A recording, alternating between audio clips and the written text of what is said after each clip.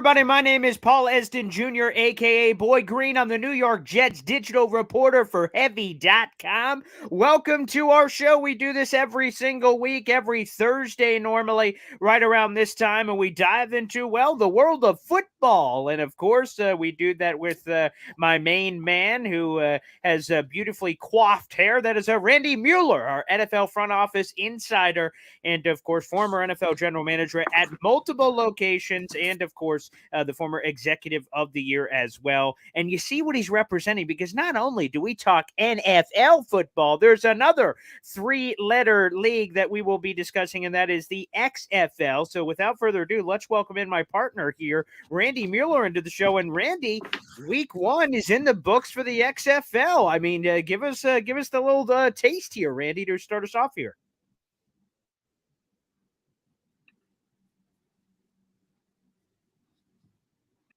All right, I think we are waiting for Randy to get that through his head, so that's okay. We'll get that through in a second. He's not able to hear anything, so we'll get Randy on in just a second. I'll look through some of the comment sections. We're walking everybody in. That's okay. Some technical difficulties here on the program. Let's go to some of these comments. Let's go. Finger Lakes Jet fan jumps in here. All this Rodgers talk and posturing is becoming sickening. I will say that this is a very long and drawn out process with everything that's been happening. I feel like it's even longer for Jet fans. I know we got a lot of Jet fans on my YouTube channel. We're streaming in a couple of different places, so we'll go with the Jets love in here, obviously, as well.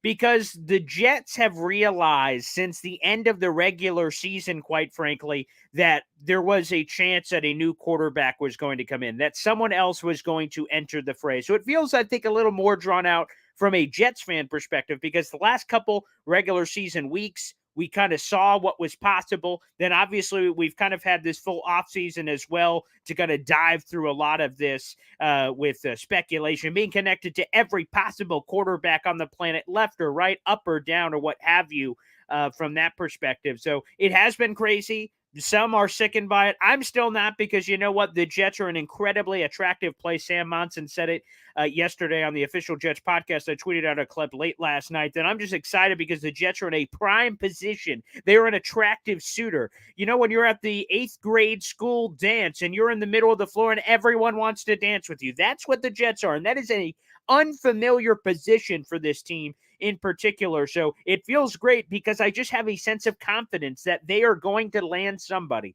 Is it Derek Carr? Is it Aaron Rodgers? Is it someone a little lesser on the scale like Jimmy Garoppolo or Ryan Tannehill? Regardless, I think they're landing a guy that will be a dramatic upgrade for this team, and that will promise so much more, because I think a lot of Jet fans realize that if the Jets would have had just a little bit of spice at the quarterback position this past season, that then 11-year playoff drought wouldn't have become a 12-year playoff drought. They would be in the postseason for certain. So I think a lot of people expected that to happen, but that's a great question, obviously, to get us started here. All right, let's go. Take two, baby. We just talked a little bit of NFL, but like I said, there's another three-letter league that we need to get into, and that is the XFL. And my main man, Randy Mueller, with the beautiful hair, will be joining us here to describe not only the NFL, but the XFL, which just completed week one. Randy, exciting times in the XFL. What was the first taste like in this next iteration of the XFL? It's sure exciting, Paul, and I hope you can hear me, because we've had some technical issues here, as the listeners can probably tell you. Maybe give me a thumbs up if I'm on par with you here now and you can hear me. So, yes, absolutely. Yeah, the XFL we opened last week with 4 really good games across the country. We as in the Seattle team played in DC. We lost the tough game Sunday night. We happen to be in Seattle today for our home opener tonight against the St. Louis Battlehawks at Lumen Field. So that'll be seen on FX tonight. The good thing is all of our games in the league are all national TV games. They're either on ABC, one of the ESPN families, or on FX. So it's kind of fun. We have a quick turnaround, and I'll be honest with you, Paul, I wouldn't recommend playing on Sunday night in Washington, D.C. and turning around having to play Thursday night in Seattle with a 2-day stop in Dallas in between. But we're going to make the best of it, that's for sure. And that's great. And yes, in case you don't know, again, we talk about the resume for Randy every time we come in. Again, a former NFL general manager at multiple spots, a former executive of the year, but currently he serves as the director of player personnel for the Seattle Sea Dragons. So we all know who on this show we're rooting for in the XFL. Again, I need to dive in. I need to go to the Seattle Sea Dragons website. I need to get some merch. I'm a merch guy. I need to dive in so we can all properly represent the gosh darn Sea Dragons here on the show, because there are some exciting players on this team, which leads me to a next step in this, Randy, as we're talking about XFL. Are there any players, either you can do some shameless self promotion on your guys' wonderful roster that you're able to put together, or the XFL in general? Are there names in this league that could be making the jump either to the NFL for the very first time? Sometimes that happens with some of these players, or really getting themselves back into the league. Because I don't know, I see a couple of players that Ben DiNucci, Josh Gordon, perhaps. I mean, there's some sex appeal here, Randy. You did a great job with this roster construct. Well, I think you could say that for the whole league. And yes, to answer your question, I think there will be a lot of guys who get opportunities. Our league ends the end of April, which is an ideal time for them to jump into the NFL. And obviously, that's what we want from our league. We want our guys to get opportunities in the NFL. You mentioned two of them. Ben DiNucci started games in the NFL. Josh Gordon has been a former Pro Bowl, all-pro receiver in the NFL. But you mentioned another angle that most people don't realize is there are a lot of young kids that did not get opportunities in the NFL and in training camps this year, mainly because this COVID, 6th-year, super seniors, this a year ago was a giant draft class. It was giant. And the NFL couldn't absorb all these kids. So I think it is a great time to build a team from scratch. That's what the 8 XFL teams have done. They built teams from scratch. And I know just from the Seattle point of view, we've got 10 or 12 guys that have never been in an NFL camp, that if I were a GM of an NFL team right now, I would have no problem signing them and bringing them to camp to let them compete for a job. That's how good the talent level has been. So it's been fun to construct it. We've played one game. We have 9 more to go, so we got a long ways to go. But it's fun action. It's good quality, made by NFL guys for the most part, and coaches and in GMs and other people around the league. So it's been well done. The Rock, Danny Garcia, Jerry Cardinale have given us all the resources to build our teams the way we want, and that part of it has been fun. So I'm anxious to see how this league ends up. I think it proved last week that the numbers on TV lend us again to once again agreeing that spring football is what people want to see and that they're not afraid to watch it. And it's been kind of fun. Yeah, that's actually a good point. We'll take a quick detour on that XFL point you just made, because of the for example, undrafted free agents in a normal, perfect NFL year is incredibly difficult to go from undrafted free agent after April to make an NFL roster and to make it through. Sprinkle in COVID and everything else that's been happening the last couple of years, a lot of these guys fell through the cracks. And then guess what? The next year, there's a whole new crop of undrafted free agents and guys that they're worrying about. So a lot of players here slipped through the crack, talented players, but I love that the XFL is providing a wonderful platform here for these guys to get not only the multiple opportunities, as we talked about with DiNucci and Gordon, but some of these guys are getting their first whack at the pinata, which is a really cool twist here for this iteration of the XFL, Randy. Yeah, and I'll just speak mainly on us, Paul. We have a starting left tackle who is an offensive lineman at USC, a kid named Liam Jimmons, who played guard at USC, didn't get an opportunity in the NFL for whatever reason, but has grown to 326 pounds. He's really been a good player for us. I think he's tailor-made to be signed by an NFL team when our season's over. We've got 2 little, quick, really fast receivers, and I mean fast for NFL standards as well. Jacour Pearson out of Ole Miss and Jalen Redd out of Oregon, 2 guys that work in our system because we run the run and shoot offense, and June Jones is in charge of our offense. These 2 guys can run in any league, and least of all, I think we'll give these guys a look. And that's just one side of the ball for one team. My guess is there's going to be 4 or 5 of these guys on every team that people never have heard of because they've never got a chance beyond college, and they will all be in NFL camps next year. And Randy, let me ask you this: what is the hope from the XFL side of things? Because you're on the Seattle Sea Dragons. Do you want, after your season is complete, will you have a sense of pride as players from your team are vultured by the NFL and you see them get those opportunities? Will that be a prideful moment for you? Or are you really, quite frankly, hoping they're just producing and, hey, I want to stay here with the Seattle Sea Dragons? Because not everyone is destined for the NFL. Sometimes this league may be the highest they ever go, so they could just continue to pump and grind in the XFL. What's your perspective on that?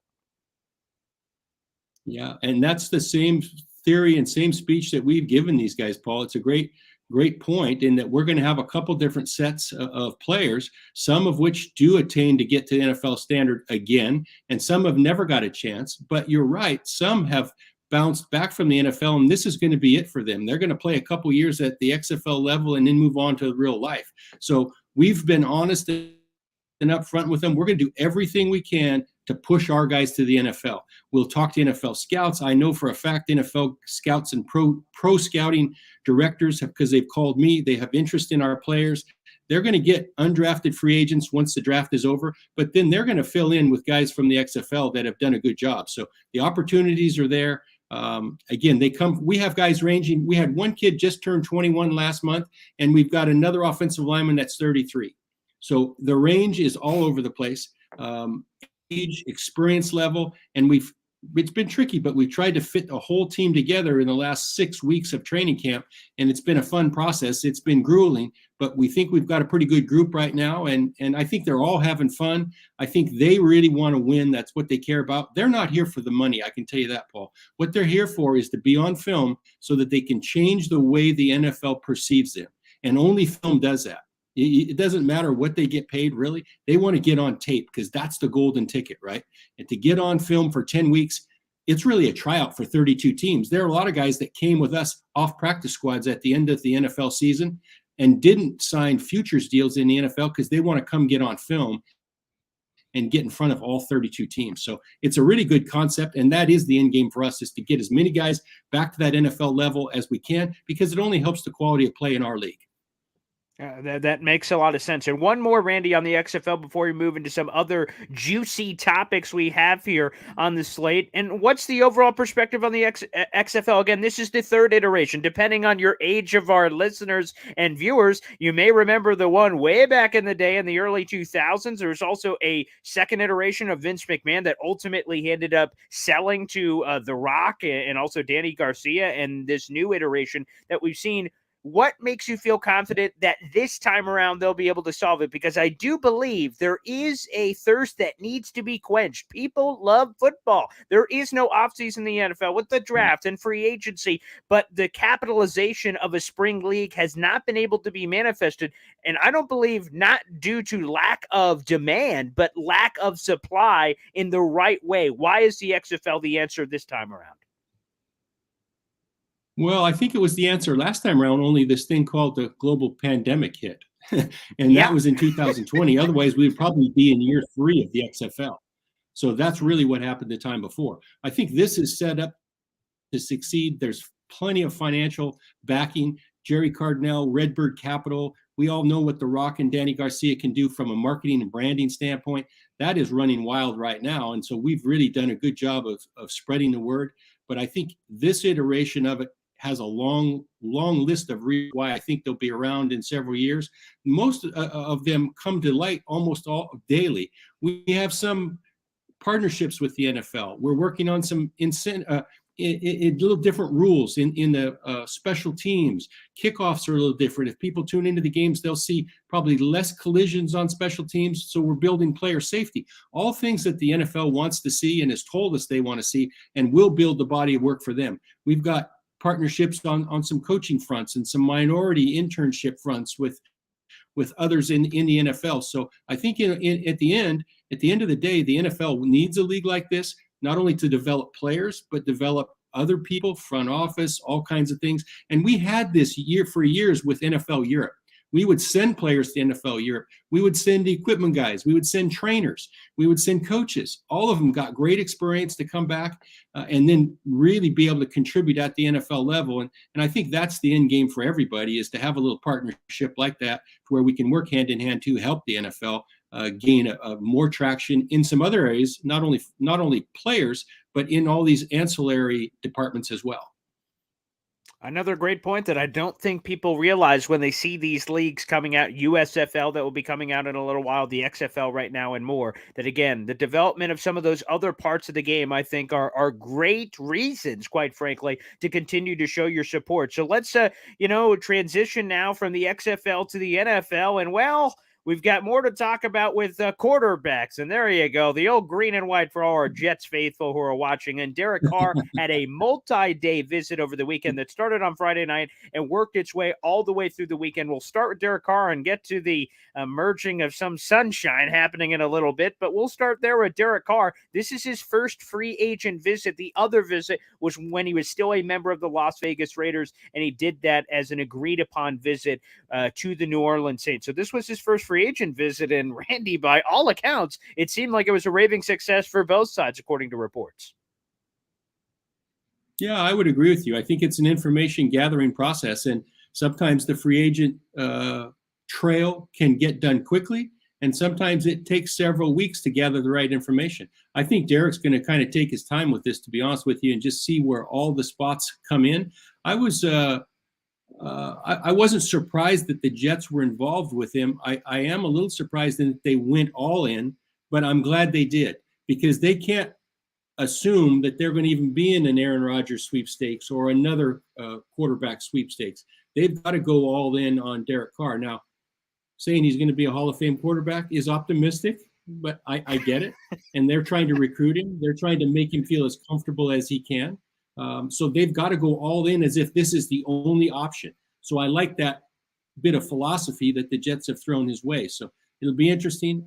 I think he's going to make a couple more stops. I think the Jets' biggest competition is all going to come from the NFC South, whether it's Carolina, Atlanta, New Orleans. Those teams are all in their quarterback market as well. So we said it here on the show, Paul, several weeks ago. Derek Carr is going to get a raise. He's going to get a long-term deal out of somewhere, and someone will be happy because he's going to upgrade. I think he'd probably upgrade to 2/3 of the league, to be honest with you. I'm not putting him in a top 8 or 10 category, but he's going to upgrade a lot of teams in this league and has proved that he can be very functional and win a lot of games with the right people around him.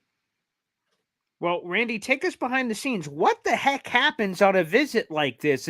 Is there some level of a workout? Is it more so like a college recruiting and showing them the town, rolling out the red carpet, taking them out for some food and all those kind of things, and then just really trying to sell them on why that individual should want to play here, the market, and everything else? Really, what happens? Take us behind the scenes. I'm sure you've had several of these kind of visits during all your different tenures as an NFL general manager.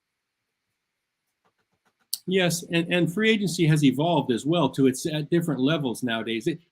Fans and listeners should take it as a dating process, really. And the first date is an exchange of a lot of information. They're getting to know each other. They're trying to get as comfortable as they can. I'm sure the Jets will do a full medical workup on him. You've got to have all that information. It would be like a combine visit, but there won't be a workout, Paul. We've got, in Derek Carr's case, 8 years of film, right? We don't need to go see him throw a football in shorts. We've got plenty of film to do that. The medical stuff, he'll meet with coaches individually. They'll exchange philosophies. They'll kind of get to know him, what he likes, what he thinks his strengths are. I think it's an honest assessment by both sides to share their side and see where it goes. It's funny, depending on the team, these visits can be extreme. And I remember back in early days of free agency, and this is late 90s when I was in Seattle. Obviously, I'm a Seattle guy. We had Kenny G make a video for us, and he played a saxophone piece for us to entice free agents. And so we had he spoke on Seattle, he spoke on the area, he spoke on growing up there, and we used that as a selling point to free agents when they came in. So you can take it as deep into this as you want, and it sounds like the Jets got pretty detailed, but I wouldn't discount any of these things because I know that players want to be wanted. And as much as a front office, as a coaching staff, and as a city can make them comfortable, will go a long ways toward helping them. Now, obviously, it comes down to the almighty dollar, and that, in the end, usually determines it. But everybody gets to put their best foot forward, and that's really what these visits are all about. So let me ask that, Randy. I know we may not know the specifics of this particular visit, but in general, you spoke about contract, and it does come to that almighty dollar. Is that something before the visit is even, put into actuality? That is something that Derek Carr's representation and the Jets would even discuss potentially before the visit even happens. Is that a scheduled part of the visit? That okay, this has all been great. What are we talking numbers here, or is that a second or third date? Am I going a little too far? Am I skipping a few bases in the old baseball analogy, perhaps, in all of this? How does that work? I think the numbers would probably come toward the end of the whole process, Paul, and just put myself in those shoes. I would want to make sure that Derek Carr's comfortable. I want to make sure that he gets the answers about our program and our structure that he wants. The money part, and I would couch it like this: if I had him across from my desk, you're going to get paid, Derek. Don't worry about the money right now. We'll be competitive, if not beyond competitive, with that. So let's just set the money aside. You're going to make your money. We'll structure it however we think is best with your representation. You're going to get paid. So let's put that at the end. Let's just gather all the information. Let's date for a time or two, and then I think the money end of the whole process. Because let's face it, he's going to want to have a couple teams maybe bidding against each other to get what he wants as well. But that's accepted by most clubs. They're going to know they're not in it on their own, and they're not going to be able to get a bargain on Derek Carr. I think that would be foolhardy to think like that. And by the way, speaking of contracts, this is just something Jet fans say all the time. So I need to, truth, a fact or fiction here with Randy Mueller to figure this out. Sometimes we hear fans say, well, you can't let that guy out of the building. When you get him in, you got to lock the doors. In this particular case, like if things are going as well as you say, all right, Carr, you and your representation, you're here. We're here. Let's figure this thing out right now, and let's go to the negotiating table. Is that a real thing? Does that ever really happen, or is that kind of just a made-up fantasy from fans in these types of conversations? It has happened to me one time. I think it's said often by fans and even by media likes that you shouldn't let him out of the building. The only way it's going to happen, though, Paul, is if you put down a whole bunch of money. And that's going to remove all doubt. And there has to be another set of circumstances relating to if the player, like he's walking away from a table and it's not going to be there again a week from now, then he's got to really think about it. In particular, this happened to me in Seattle when we signed a free agent linebacker from the Steelers, Chad Brown, who was a multi Pro Bowl guy who I knew was going to us first, and we strategized his visit to come to us first, and then he was going to Carolina next. But we also had another linebacker coming in the next day, and I was going to offer the same deal to him. So we kind of structured a couple visits to where he had risk if he walked out the door. And you know what did it at the end of the day? So to answer your question, it does happen. Mickey Loomis was our cap guy at the time, the current GM of the Saints, and he and I worked together on this deal. When we got to this point where we knew we had to put up or shut up and we didn't want him to leave, we slid a real check signed by Paul Allen for $7 million across the table. And we said, you can walk right now, but the check stays here. And he ended up, we ordered sushi, him and his wife stayed, and he signed that night. So it was so much money back in those days, and it would take that same amount of money now times 10 to get someone to not walk out the door. It's got to be, you've got to outbid everybody and outperform the expectations financially that have been out there for you and really detailed by you and your agent. So it happens. It's happened one time to me in 30 years of doing it, but it's a possibility. It's just not really realistic all the time. That's so cool. That's an amazing story, Randy. I love these. These are some of the great stories that we're able to have together. And well, let's go to the other piece of this, because maybe one of the reasons the Jets didn't go to those lengths, of course, is the Aaron Rodgers factor in it. Every single report, no matter who the reporter was, Jeff Darlington, Diana Rossini, Field Yates, and so many other great reporters, they said, wow, at one side of their mouth, this Derek Carr visit went great. However, they want to see what happens with the Aaron Rodgers darkness thing before they make a decision. Now, early on in the process, it seemed like maybe they wouldn't get the luxury of knowing what was going to happen there before their decision with Carr, which maybe, to your point, could have made it more complicated. It sounds like now from David Carr, both Derek Carr's camp, that they will be waiting this out. This will be a quote unquote long process, is how his brother described what's going to happen for Derek Carr, which I'm sure the Jets are like, great, now we should know everything before we make our decision.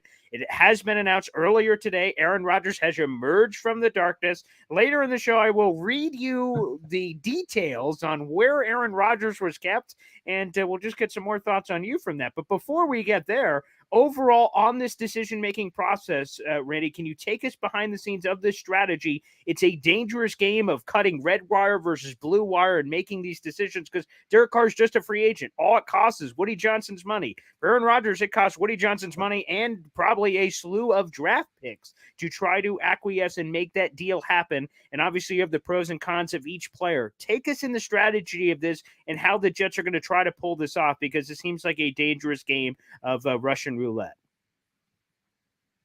Well, I don't know how dangerous it is, but I do like the fact that it seems like they've been all in on Derek Carr. Now, no one's saying Derek Carr is Aaron Rodgers, but their attitude has to be, we are going full steam ahead. We have blinders on the rest of these quarterbacks. I'm telling Derek Carr, I really don't care about Aaron Rodgers. Here's what we're going to do. You're going to be the quarterback of the Jets. Here's how it's going to work. Here's the scheme we're going to run. Here's the people that I want to bring with you. I'm going to add another receiver. I'm going to add another defensive, back. Whatever I'm going to do, I'm going to roll the plan out for Derek Carr. And he believes, and we believe that he's going to be the guy.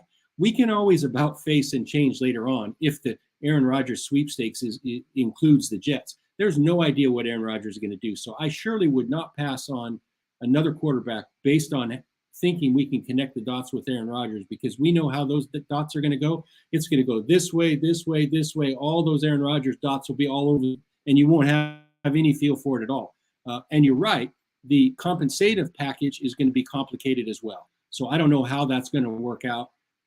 He hasn't even said how long he wants to play, Aaron Rodgers. So I don't think in their right mind would give the Packers what they want unless they knew for a fact how long Aaron's going to play. We don't even have that information. So if I'm one of these teams, I am all in on Derek Carr. He's probably the best on the market right now.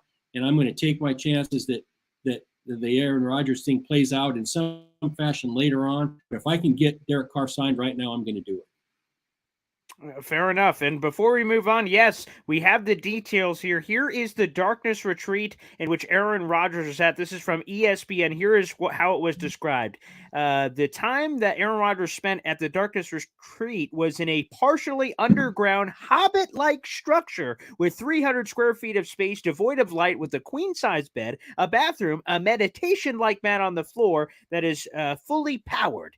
Randy, your thoughts on the containment unit of one Aaron Rodgers here, which again is really fascinating when you go through all these key pertinent details. I think a lot of people simply are just fascinated by the overall process here, which is really interesting because, again, Aaron Rodgers is a unique individual, something that, again, you have to accept. Just kind of going into the process as a whole is exactly those factors within itself. That, again, Aaron Rodgers, if you want this talented quarterback who brings a lot to the table, a future first ballot Hall of Famer, a guy that is a four-time NFL MVP, one of the best quarterbacks, quite frankly, of this generation. Sometimes you're going to have to risk it to get the biscuit. Sometimes you're going to have to be willing to do whatever it takes to land a player of that magnitude. And to do that will take a certain level of conviction. If you are Aaron Rodgers, it will take that certain level of conviction. So again, with that being said, for those of you who missed it, again, Aaron Rodgers was kept in a, quote, partially underground hobbit-like structure. This is a direct quote, by the way, with 300 square feet of space, devoid of light, with a queen-size bed, a bathroom, a meditation-like mat, and it is fully powered. Let me throw that over to you, Randy. What are your thoughts with that description of where Aaron Rodgers apparently was held captive for the last 3 to 4 days? Far be it from me to judge, Paul. I'm not going to go down that road. Each to his own. He can do this. Hey, my daughter called me for years when I would go on these scouting trips. I would say, I'm in a dark room all day long watching tape for 12 hours. So I'm in the same boat as him, and I've done it for 30 years. So I may be a hobbit myself, and I've been called worse. So I understand it. Each to his own. It's probably not for me to have to make a decision in that fashion. But if it works for Aaron, God bless him, and maybe he comes out a much smarter man and a much more knowing man. What do they say? There has to be something that I don't know, the knowing of which changes everything. So I'm going to go and let him handle his business the way he wants, and then we'll see where they're at the end of the day. I know this: the Packers want an answer. The Packers want to get moving on really building their team out this spring, and they've got to work in conjunction with Aaron Rodgers because of the structure of the contract both agreed to a year ago. Yeah, no question about it. Again, he is a unique individual, but to each their own, and some good quotes from that. All right, let's move on to this, because this is where everybody is going. Right around the corner, of course, next week is officially the Underwear Olympics, one of my favorite off-season events, which is the NFL Combine, which will be starting next week, which will be absolutely delightful. But that is really, and Randy, you can speak to this, and really where we want to get into it, that seems to be the place where the framework of free agency is truly set up. I know, technically speaking, the legal tampering period is coming up in a couple of weeks, but, wink, wink, nudge, nudge. I feel like a lot of that is done in Indianapolis at the NFL Combine. So tell us, Randy, what are front offices doing to prepare for free agency around the league right now, and especially as we're heading into this NFL Combine process where everyone is all together normally in a centralized location? There's a little bit of a misnomer with regard to what does happen in these settings, and especially in Indy, because just because all the teams are there, there's not a lot of communication between teams. I'll be honest with you. But I know my life as a GM was spent, all of my time in Indianapolis was meeting with different agents, some of our own players' agents, some of free agent agents. We might take 10 or 12 meetings in a day, Paul, and sit down and just get an idea of what this player's expectations are. Where do you see the money going? What's going to be the strategy and the timing of you making a decision? Is this going to be a Derek Carr long deal, or am I going to go somewhere and make up my mind? Because my client doesn't want to go on this recruiting trip of 4 or 5 teams. The first place that comes that he likes, he's going to sign with. So you take these meetings, you get a little strategy and gather some information on how players are going to conduct their own free agent tour if they're going to have one. But that's really what you spend a lot of time doing. You spend a lot of time on free agency. You spend a lot of time interviewing the college players. In the evenings, you spend 4 hours a night interviewing all the college guys that are there to work out. People would probably be surprised to know that the least important thing for us, Paul, as GMs, was the workouts on the field. We really don't care about that. And I'm not being disrespectful, but a guy can throw it through the roof of the dome in Indianapolis, and it's not going to affect his draft status to me. I get a kick out of watching, and I know we're building TV shows and making content, but I get a kick out of those guys on TV saying, "Oh, that throw was unbelievable." How they're not playing football, Paul. There's nobody trying to take his head off. Trust me. He ought to make every throw because there is no rush, and he can stand there and wait till the receiver gets open. So there's just a lot of factors involved in those on the field workouts that most fans want to see, and I get it. But the other stuff is much more important. The gathering of medical information, the interviews of the kids, and the meetings you have with agents on free agency helps you strategize a little bit your next 2 or 3 weeks. When you come away from Indy, 1, you're exhausted, but 2, you've got a really firm lay of the land for both free agency and how to attack the rest of your spring evaluations for the college draft kids. Well, I will say that I am very shallow, I guess is the best way to put it, because I am wooed when they're throwing it in t-shirts and shorts. I'm like, wow, ooey mama, we got to move the draft board. We got to shoot up. Guys, he's shooting down. It's just crazy. All of it is crazy. That again, like for us. Right, which is crazy to think about that, right? Like us surface level people are like, oh man, shoot up. I remember one of the great examples from a few years ago was DK Metcalf, who came in and looked like this, Greek god that was chiseled from anything. And again, ultimately ends up in Seattle in the funny moment of, DK having his shirt off to Pete Carroll taking his shirt off in the back room, which was great. But like DK Metcalf was kind of like, oh, he looks great, but what is he really? Then the combine happens and all of a sudden everyone's like, man, top 5 pick, clearly, no question about it. And he ultimately ends up going in the second round. So, it is us crazy fans, I guess, in the middle of all this combine stuff there, Randy, which is fun. It's a good event. It's expanded from what used to be 3 days to now almost a full week. It's really become a combination coaches convention, vendors convention. There's everybody selling everything all the way in and out of the dome to your workouts. There's all these companies and businesses that are hawking their wares, and I get it. It's a great time because everybody is there. but truly the football aspect of it is internalized with every team kind of lining up what they want to do and how they want to attack the next 2 or 3 weeks. There's not a ton of trade talk. And I know that's a kind of a misnomer that's out there, that teams will start to set the table with trade talks. They've either already done that or they're going to do that down the road. I think the reason that this gets a lot of run is because there's a lot of media there, right? And so the media speculates that all these teams are talking to each other. It's not the GM meetings in baseball. It's really not. It's so much other stuff that you have to gather. That trade talk and positioning for the draft, that'll all happen way after this window of Indianapolis. Let me ask you a couple of nuggets about that. First off, let's talk about that because that's one of the talks of the town. Is the Chicago Bears have the #1 overall pick, and they have put the for sale sign very clearly in the door of their used vehicle out on the front lawn. And they've gotten a few calls, I would imagine. But where does that framework start? We've heard people speculate, oh, Senior Bowl, of course, that's got to be where it's at. The Combine, that's where you lay the framework of a deal. Pro days, like where is this happening, Randy? Give us the truth here, the truth serum, because I feel like there are, as you've put it throughout this conversation, some misnomers with what fans believe is happening and what is really happening at some of these events. Well, Ryan Poles has done a good job. He, like you said, has put the for sale sign out, which is what you need to do. You need to get the word out that you're willing to listen. I don't think teams, and I'm just going to speak for my teams in the past, we didn't have our top 10 settled yet. So I couldn't tell you what made sense to go up to. Yeah, you might look at all options in case the picks fall like you like them or like you want them. But most teams don't have that much information yet. Their coaches have just got involved now in free agency. They haven't got involved in the draft process yet. We haven't done our top 30 visits yet. We haven't spent time with these kids to know that, hey, this guy is worthy of us going up to get. They just don't know that yet. And I see all these mock drafts that are already out there. I get it. Fans want to see that. But the cart is way ahead of the horse when it comes to really the factual part of how NFL buildings operate. And so there'll be plenty of time for that.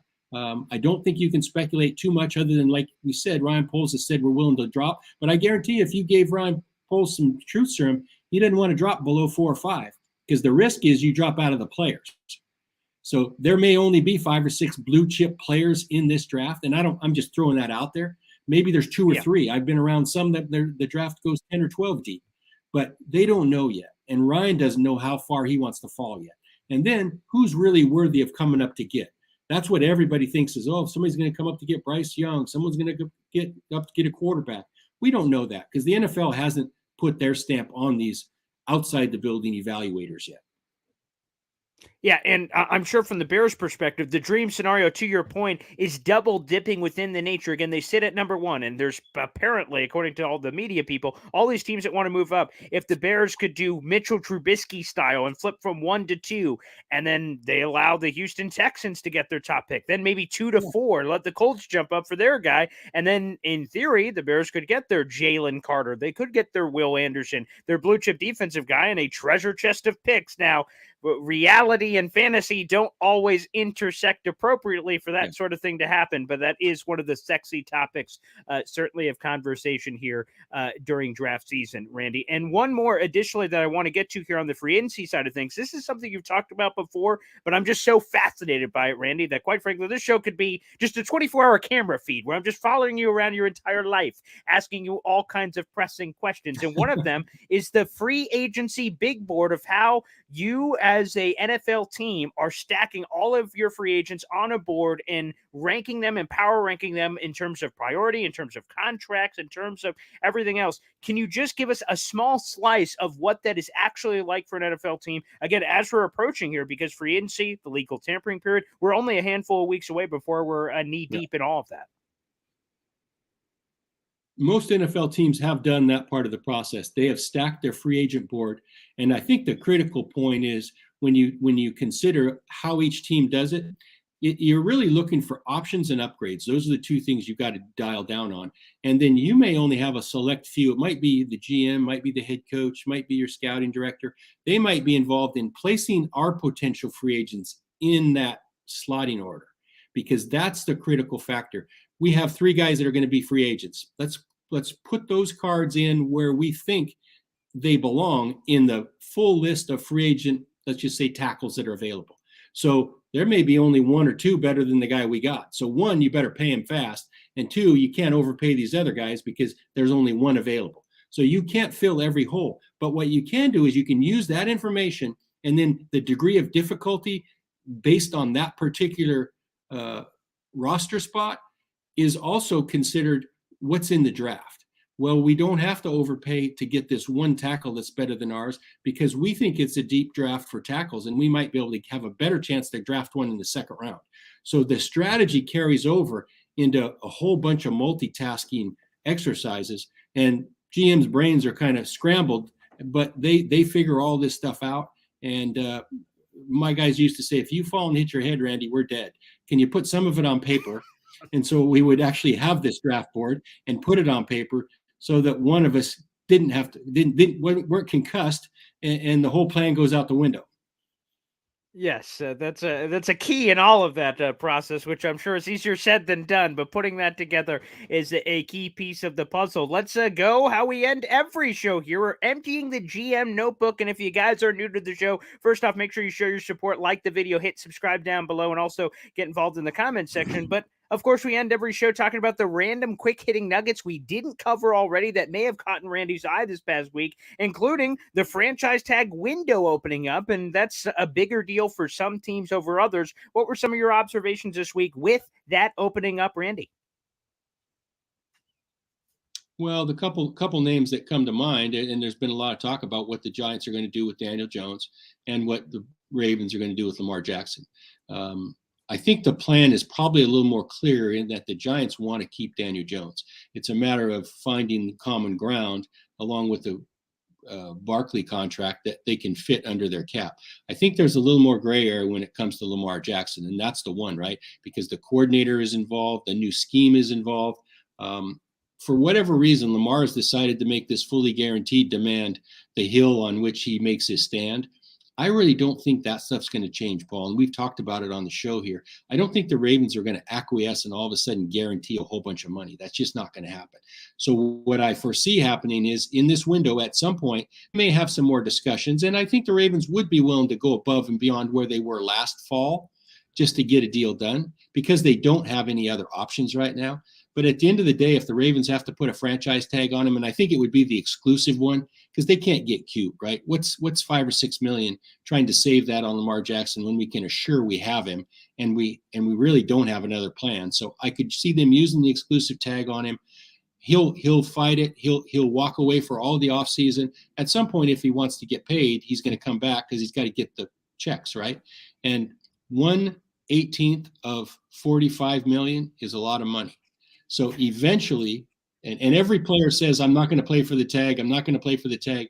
Eventually, they're going to play for the tag because that is a lot of money. So this conjecture of all the chaos and it really is a distraction for your team doesn't exist outside these buildings. Inside the building, there is no distraction. They're going to coach the guys that are there. They're going to work toward getting that group together for our team build. And then Lamar Jackson either can elect whether it's next September 1st or whatever to come or not. My guess is he will come. If he wants to stay out, God bless him. But this is just a hill that I don't know is worth him making a stand on because I don't see the Ravens changing. So a lot of those kind of scenarios around the league with the window being open now for franchise tags. And there's other teams, and we've seen this the last couple of years, Paul, more than ever, where a team might just throw a tag on somebody as a 1-year tight end or 1 year as a kicker, just to have him for one more year. There's no intent to negotiate. So you're not looking to make a long-term deal with one. I think the Dolphins did that with Mike Gesicki last year. They put a tag on him at a reasonable number as a tight end. They never had any discussion for an extension. So there's a lot of different philosophies at work here. When the tag was first put out there, not to acquiesce too far back in our history, but I was involved with the making of this tag. It was to protect the teams from losing their best player when free agency hit. That's what it was for. It's evolved now into a whole bunch of other things. I have never used a tag in all my years, Paul. Never used the franchise tag. Didn't have to, always made deals. It was always the threat of the tag that got the two sides together to negotiate.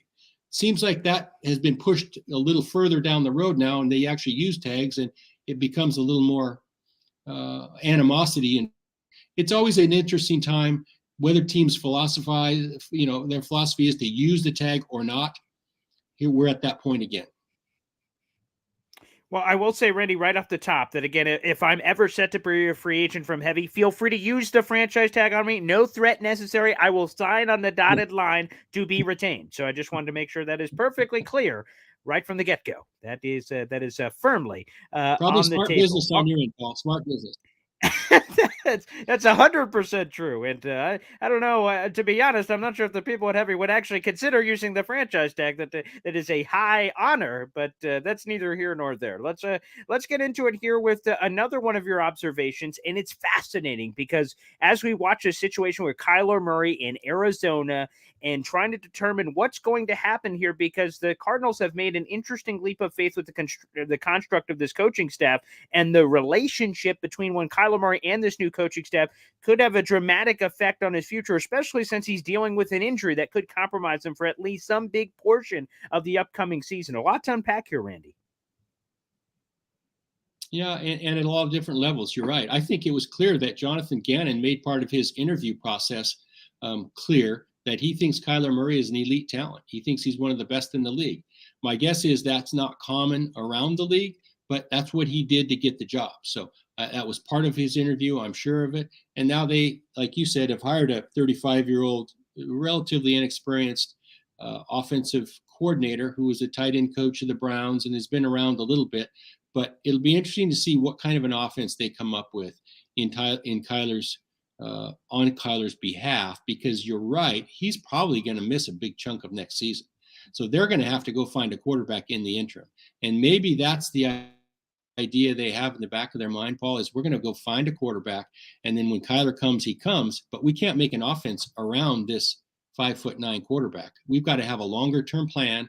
And my guess is it won't be what Kyler has run in the past. So even though they're saying the right things about Kyler, I don't know at the end of the day if this is the right setup for him. But at least they're taking the high road by saying he's an elite talent. The other thing is, it will be determined if he fits with this new scheme or not. 100%. And this is one that another item here is that we've talked about the potential of Eric Bieniemy leaving the Kansas City Chiefs and going to a new location. I'm going to be honest, we're just talking about the threat of the franchise tag. If someone threatened me and said, hey, you have to go coach for Washington, I'd be like, okay, I'm back. I didn't know we were going to go that far. But apparently he willingly picked to go to the Washington Commanders, who again have checks notes Sam Howell as QB1. What the heck is going on here, Randy? Yeah, I'm not sure. I have no problem with Eric Bieniemy and his skill set and how good he is. I think the commitment that they're doing it publicly for whatever reason to Sam Howell is the one that would make me more nervous than anything else. I think we all agreed that Eric had to move on from Kansas City. Whether he really wanted to or not is another question. I can't imagine that it's going to be the same unless he's going to bring Pat Mahomes with him. So he's going to do things on his own. I wish he could have found a more stable situation than where the Washington football team is right now, with new ownership likely to come in, with Ron Rivera maybe on the edge of being long-term answer there. So there's going to be questions about that whole setup. But most of all, what are they going to do at quarterback? And they seem to have doubled down on Sam Howell again. So I don't really understand that one. I think Eric has been put in a tough spot because of the failure to really gain any traction with one of these head coaching jobs the last 4 or 5 years. Now he's got to do it in a lesser spot. But I'll say this, if he's modestly successful, it will equate to a head job somewhere, because I think people around the league know that the Commanders aren't the Kansas City Chiefs, and they do have some talent, but this will be an Eric Bieniemy run show on offense, and will remove all doubt. Either he's really good, or he's still got some growing. It'll all come out in the wash now. So there's no more hiding behind Andy Reid in any way, shape, or form. You know, Randy, I had never really thought about it, but maybe Washington is the perfect win-win, because if you stink with Washington, of course you're stuck. It was Washington. And if you have the Midas touch, oh my gosh, let's put this guy in the Pro Football Hall of Fame. Look what he just did with Sam Howell, for Pete's sake. I hadn't thought of it, Randy, but you know what? Hit the nail on the head, quite frankly. it's a tough spot for him, but there is a lot of risk reward. I think the risk is minimal, but the reward is high. And I think that will be seen by people around the league. In most cases, you're right. He might have a built-in excuse if the thing blows up after a year. Well, Randy, I have to say, first off, good luck tonight to the Seattle Sea Dragons, for Pete's sake, in the XFL. I have no idea who you apparently angered in the XFL scheduling office for this to be happening here, but maybe they're just testing your mental fortitude to see what really the Seattle Sea Dragons team is made of. But nonetheless, an absolutely spectacular show. Every show with you is great each week, but getting this level of insight on a lot of the things that fans don't know is really the secret sauce to make all of this work. So, Randy, we really appreciate your insight as always, pal. Thanks, Paul. Look forward to chatting next week.